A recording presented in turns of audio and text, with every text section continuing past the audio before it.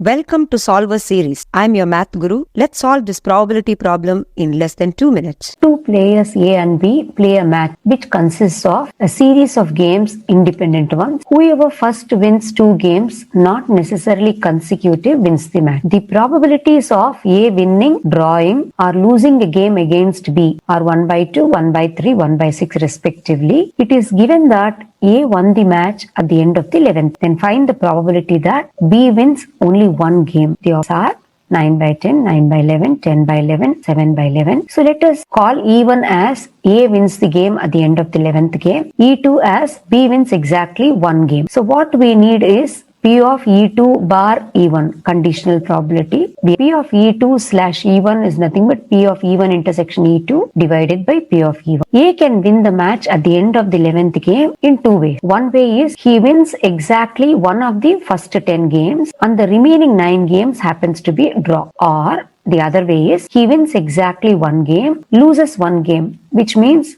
B wins the game and the rest of the 8 happens to be a. These are the only 2 possibilities in which A can be a winner at the end of the 11th game. So your P of E1 is equal to, the first case is choose one game out of 10 games, 10 choose one. The probability of A winning this game is 1 by 2. The remaining 9 games happens to be a draw, so that is 1 by 3 whole power 9 into the 11th game A wins into half, or plus choose 2 games out of 10 games, 10 choose 2. The probability of A winning in these one of these games is 1 by 2. B winning is A losing, which is into 1 by 6, and these two are interchangeable into 2 factorial. The rest of the 8 games happens to be a draw, so the probability for that is 1 by 3 whole power 8, and we know the 11th game A wins. The probability for that is 1 by 2. So the required probability is the second case happens to be the numerator divided by P of E1. Simplify. The answer is 9 by 11, which is nothing but option B.